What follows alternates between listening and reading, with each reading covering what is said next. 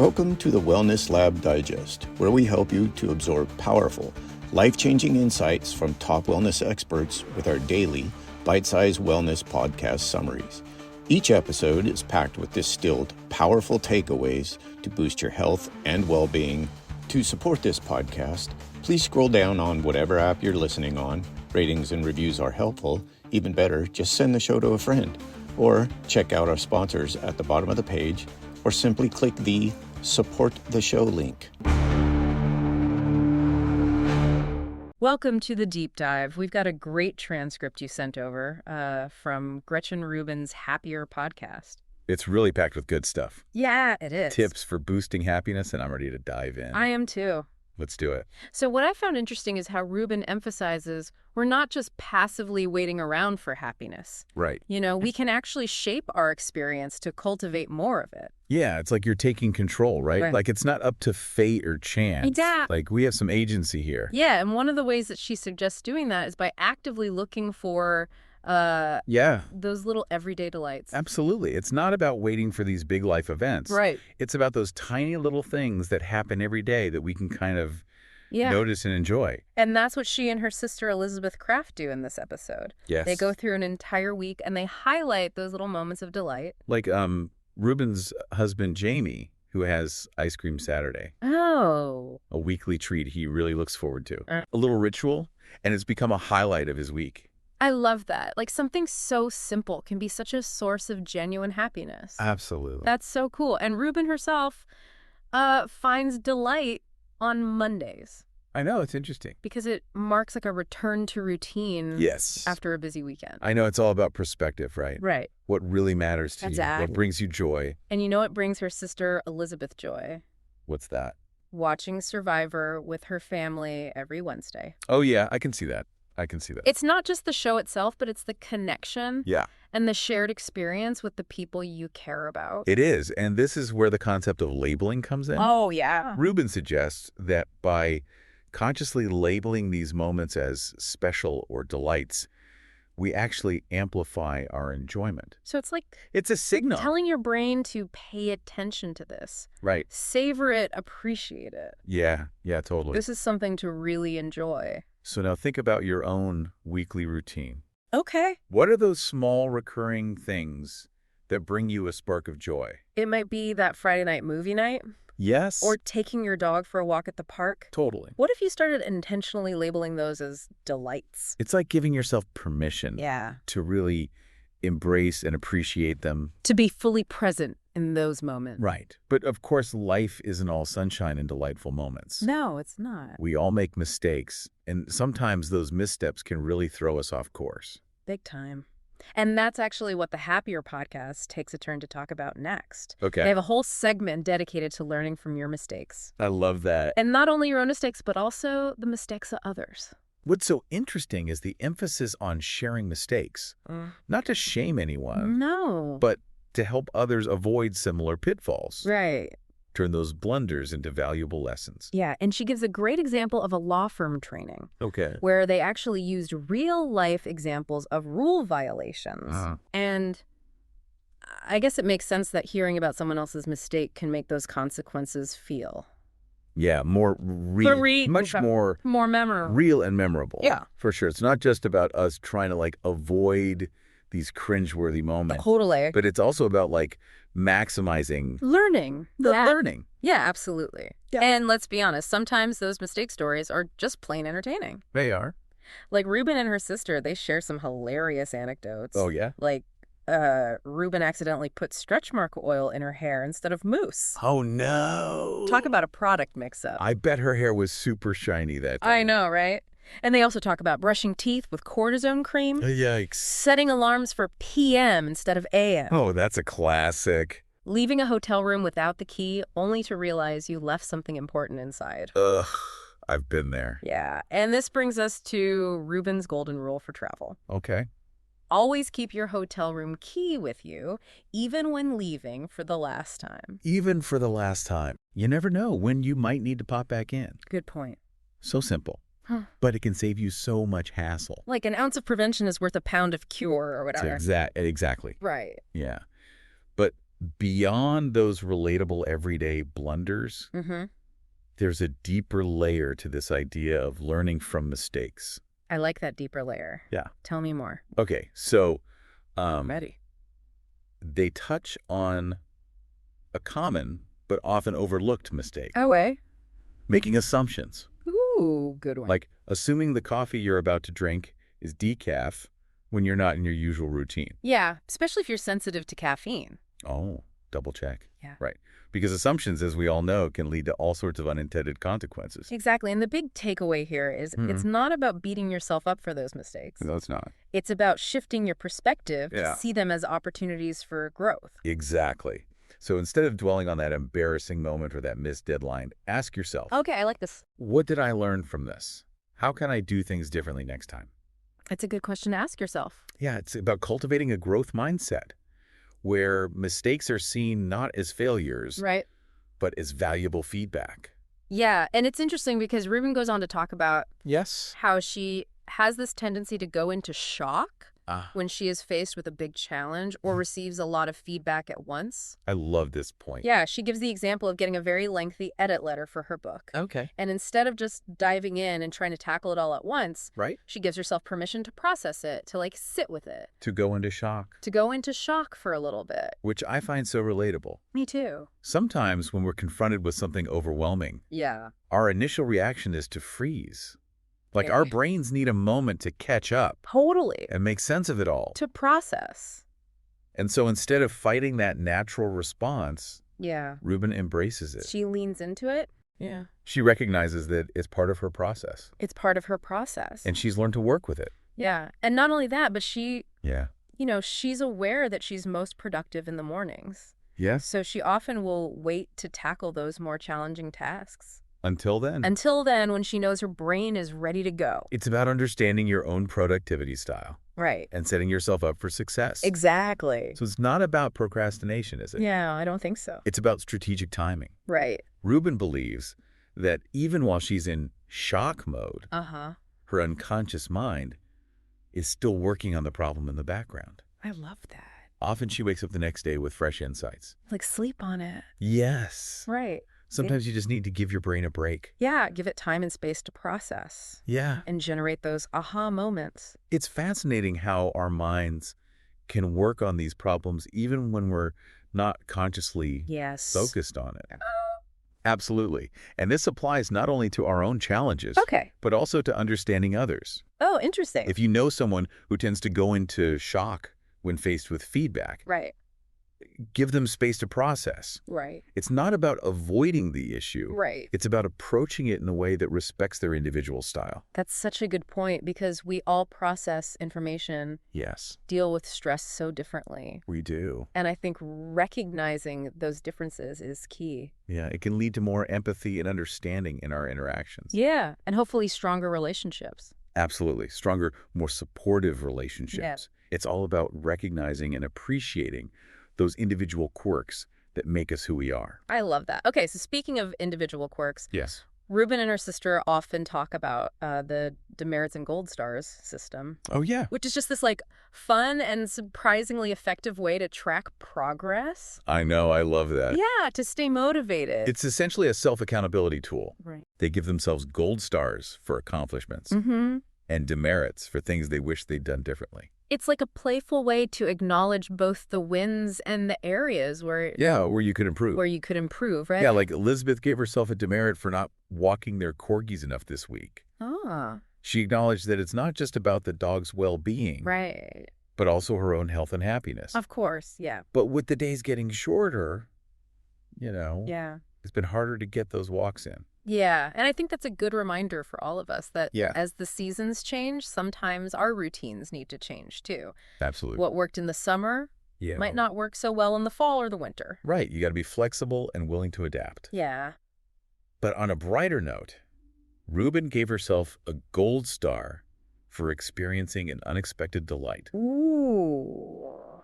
witnessing the northern lights in Portland, Maine.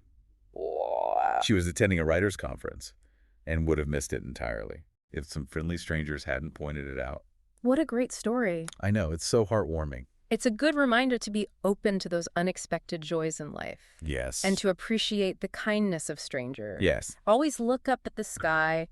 You never know what you might see. You never know what wonders might be happening up there. Right. It's so easy to get caught up in our own little world. Yeah. And miss the beauty that's right there in front of us. Totally.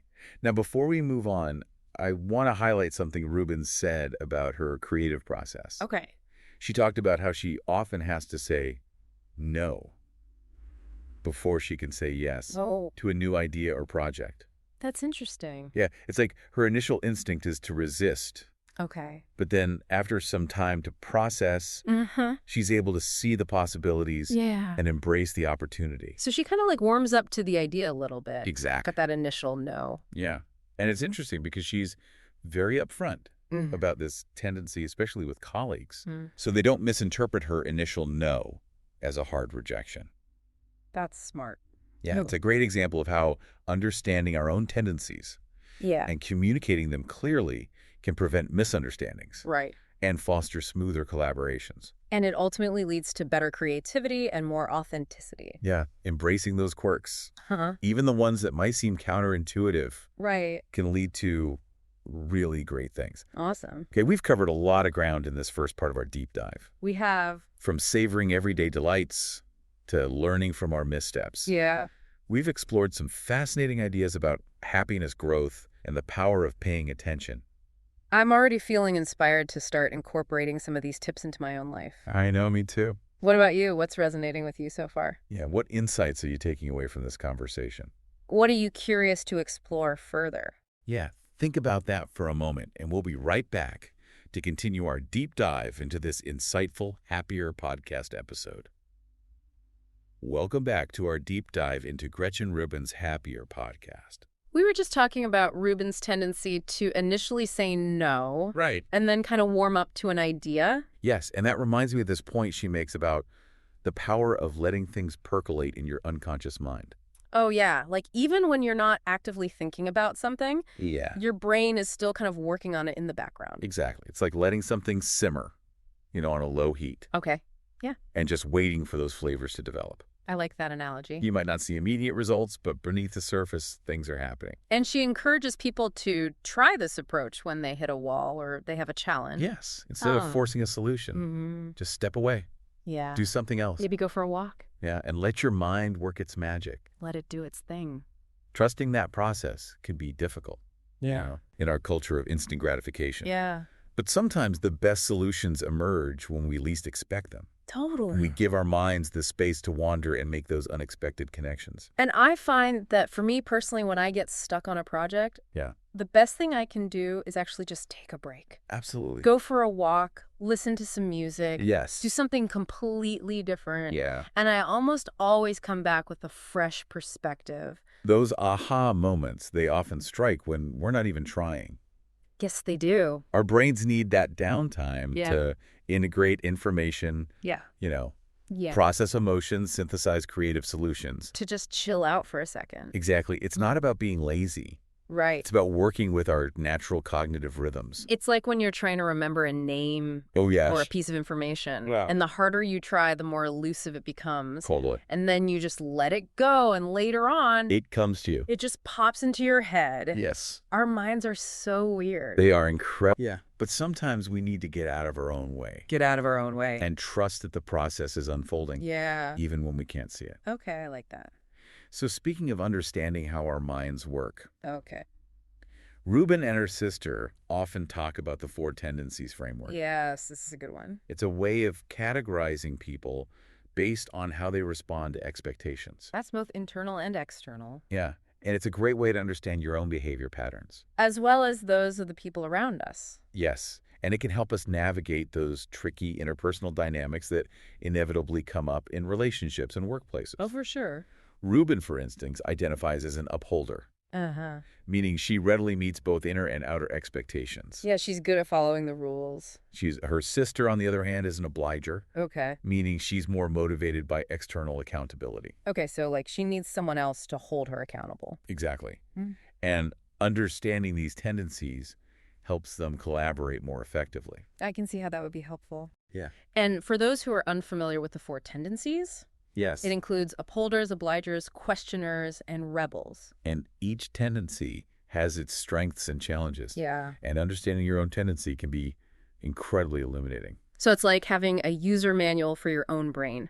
Exactly. Yeah. It can help explain why you excel in certain areas and struggle in others, why you thrive on structure or resist it, and how you can best motivate yourself and others. Yeah. So, for example, a questioner Uh-huh. needs to understand the why behind everything. That makes sense. They're driven by logic and reason, and they might resist expectations until they're convinced of their validity. Okay. And then rebels, Yes. they value freedom and autonomy above all else. Right. They resist any form of external control and are motivated by their own internal compass. So it's not about being difficult. Wow. It's just about staying true to themselves. Exactly. And knowing this about yourself and others Yeah. can really take the guesswork out of communication and collaboration. Yeah. Imagine understanding why your partner always forgets to take out the trash. Or why your friend is always late. Right. It can help you approach those situations with a little bit more empathy. Yes, instead of taking those behaviors personally, Right. we can start to see them through the lens of these tendencies.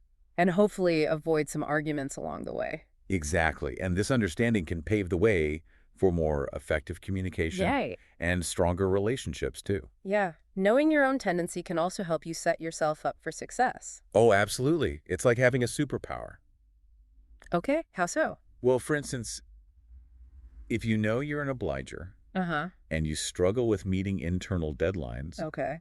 you can create external accountability systems to help you stay on track, Oh, that's a good strategy. right? Maybe you find a work buddy to check in with, Yeah. or you join a group with shared goals. Whatever works for you. Exactly. It's about leveraging your strengths and finding strategies to overcome your challenges. So it's not about changing who you are. It's about working with your natural tendencies to achieve your goals. Exactly. I like that. And beyond just understanding these tendencies, Yes. Ruben and her sister also talk about the importance of identifying and living in alignment with your values. This is so crucial for happiness. Yeah. When we live in accordance with what truly matters to us, we experience a much deeper sense of purpose and authenticity. So it's about taking the time to reflect on what's truly important to us. Yes, what principles guide our actions? Yeah, what kind of impact we want to make on the world. What do you want to stand for? Yeah, what kind of legacy do you want to leave behind? And once you've identified your core values, you can start making choices that reflect those values in your everyday life. So they encourage listeners to take action to bring those values into the world. Yeah. Voting being one example. Yeah, it's a way to make your voice heard and contribute to creating a society that reflects your beliefs. And even if you feel like your individual vote doesn't make a difference, it's still important to show up for the things that you care about. Yeah, participate in the process and add your voice to the collective. And take ownership and responsibility for shaping the world we want to live in. Exactly. And it's a reminder that even small actions can have a ripple effect. They can. Now, let's talk about something else that comes up a lot in the podcast. Okay. The idea of treating ourselves. Oh, I like this. Ruben and her sister are big proponents of indulging in those small luxuries that bring us joy. They're all about it. They call them everyday luxuries. Okay. And they can be anything from using a fancy soap to taking a few minutes to read a favorite magazine. It's not about being extravagant. No. It's about being intentional about incorporating those little moments of pleasure into our routines. It's about creating those little pockets of delight Right. that make life feel a little bit more special. Yeah, like one example they give is using nice china on the weekends, Oh, yeah. instead of just the everyday dishes. It's a simple act. Yeah. But it can transform an ordinary meal into something more celebratory. It can. And speaking of appreciation, Okay. Ruben mentions research showing that we can actually enhance our enjoyment of something simply by labeling it as a treat. Oh, that's interesting. So it's not just about the experience itself, but also about how we frame it in our minds. So it's about giving ourselves permission to fully savor that experience. Yes, to indulge in those sensory pleasures without guilt or reservation. No guilt. So think about those small things you do that bring you joy. Okay. Maybe that first cup of coffee in the morning, Yeah. or a walk in nature after work. Uh-huh. Now imagine labeling those moments as treats Okay. and see if it shifts your experience. I wonder if it tricks our brain into releasing more of those feel-good chemicals. I think it's possible. Like dopamine. Our brains are wired to respond to novelty and rewards. Right. And by consciously labeling something as a treat, we're essentially signaling to our brains that this is something to pay attention to, something to savor. Okay, so we should try that. I think so. And that reminds me of another technique they talk about. What that? Giving yourself gold stars Oh, yes. when you accomplish something that you're proud of. It's like acknowledging our efforts Uh-huh. and celebrating those small victories, Yeah. even when no one else is watching. And it doesn't have to be anything major. No, it could be sticking to a new workout routine, Okay. finishing a challenging project, or even just getting through a particularly tough day. Just making it through. Exactly. Right. It's about cultivating a sense of self-appreciation Yeah. and recognizing our own achievements. It's so easy to focus on like what we haven't done yet, I know, right? what we still need to do. Yeah, but taking the time to acknowledge our accomplishments Yeah. can really boost our confidence and motivation. Yeah. And Ruben and her sister often share their own gold stars on the podcast, They do. which is really inspiring. It is. You know, it's a good reminder that we're all on this journey Yes, of growth and achievement. with its ups and downs. With its ups and downs. And it's those small victories that keep us going. They do. Those moments of recognition that fuel our motivation Yeah. and inspire us to keep striving for our goals. I love that. It's a reminder that progress, not perfection, is the key to a happy and fulfilling life. I agree with that. Now, before we wrap up this segment, Okay. I want to circle back to something we touched on earlier. Okay.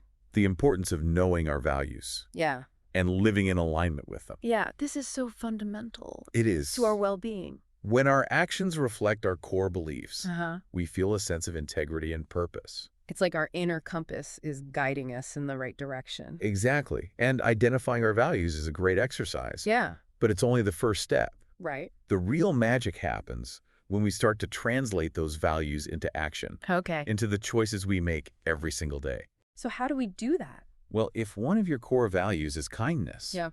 how are you expressing that kindness in your daily interactions? That's right. If you value creativity, Uh-huh.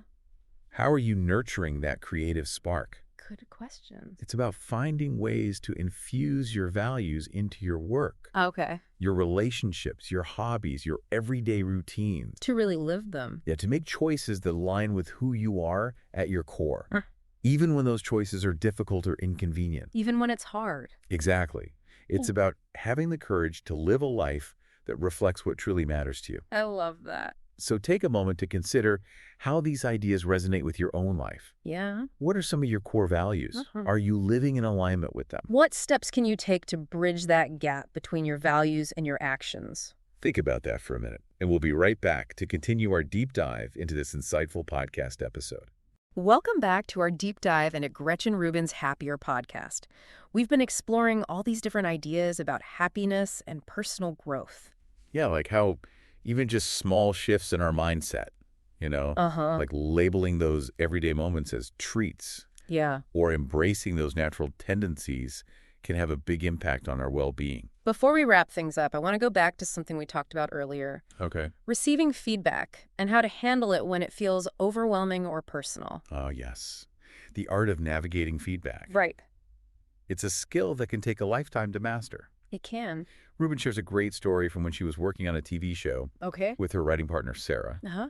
Early in their careers, they used to take every single note. Oh, yeah. So I personally, can relate to that. it's so easy to feel that sting of criticism, It is. especially when you've poured your heart and soul into a project. You feel so vulnerable. It can feel like a direct attack on your worth. Yeah. But as Ruben and Sarah gained more experience, they developed a more resilient mindset. Okay. They learned to detach themselves from the feedback Uh-huh. and see it as a necessary part of the creative process. Yeah, it's about recognizing that the feedback, even when it's not delivered well, Right. is often intended to improve the work Yeah. and not to tear down the person. Exactly. And they also emphasize that not all feedback is created equal. Right. Some notes are more insightful than others. For sure. And that's why it's so important to develop our own filters for discerning which feedback to take to heart Yes. and which feedback to just let go of. It's about trusting your own judgment. Right. Knowing when a note is truly off base. Consider the source. Right. Exactly. Sometimes it's more about the giver's preferences or biases Right. than about any real flaw in the work itself. And the creative process is so subjective. Okay. There's rarely just one right answer. Exactly what resonates with one person might not resonate with another. And speaking of working with others, Ruben and Sarah also talk about the importance of communication and collaboration. Yes.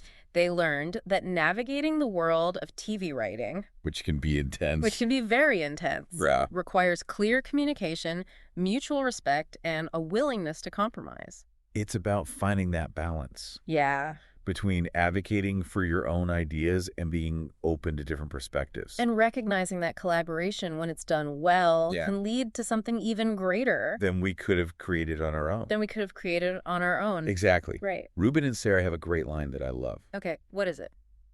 Writing television is taking criticism.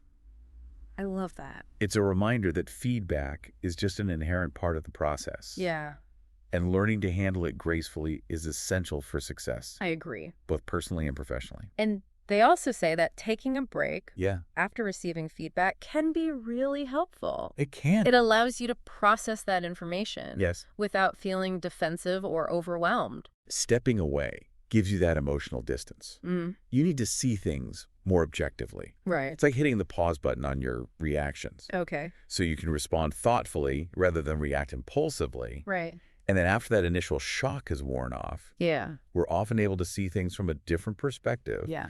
and come up with solutions we hadn't considered before. It's like that space between stimulus and response Yes, where you can choose how you want to react. it is. And it's in that space where growth and transformation can happen. Yeah. This reminds me of something else. They talk about the power of reframing, Oh, yeah. shifting your perspective and looking at a situation from a different angle. Choosing to see the opportunity instead of the obstacle. Exactly. Like, instead of viewing a setback as a failure, Right. reframe it as a chance to learn and grow. Okay. Instead of feeling overwhelmed by a long to-do list, Yeah. reframe it as a series of smaller, manageable steps. So it's about finding the positive in every situation. Yes, and focusing on what we can control. Right. It's a reminder that we always have a choice in how we perceive and respond to the world around us. So as we wrap up this deep dive into Gretchen Rubin's Happier podcast, Yeah. I want to leave you with a few final thoughts. Okay, I'm ready. We've covered so much today, We have. from savoring those small, everyday delights Yeah. to embracing our imperfections and learning from our mistakes. Been a journey. It has, and we've seen how even subtle shifts in our mindset and Yeah. habits can make a big difference in our well-being. But happiness is an ongoing journey, It is. not a destination. Not a destination. It's about the small, consistent efforts we make each day to cultivate joy, connection, and meaning in our lives. So be kind to yourself, celebrate your strengths, Yes. and keep striving to be the best version of yourself. And remember, you're not alone on this journey. You're not. We can learn from each other, support each other, and inspire each other Yeah. to live happier, more fulfilling lives. So keep seeking out those daily delights. Yes. Stay curious, embrace those growth opportunities, and never underestimate the power of happiness. A little bit of happiness sprinkled throughout your day. Thanks for joining us on this deep dive into the world of happiness. Until next time. Keep exploring, keep learning, and keep seeking out those moments of joy. Thank you for listening to the Wellness Lab Digest. If you receive value from the podcast, I have 3 asks of you. 1, share the show on social media with your friends and tag the show at the Wellness Lab Digest on Instagram. Number 2, please leave a rating and review in whatever app you're listening on. And last but not least, please let me know what topics you would like us to cover in the future. You can contact me at empoweringmen.org/contact. And right now we have a free ebook to get you started on your wellness journey as well. That's empoweringmen.org/contact. To support this podcast, check out our sponsors at the bottom of the page or simply click the Support the Show link.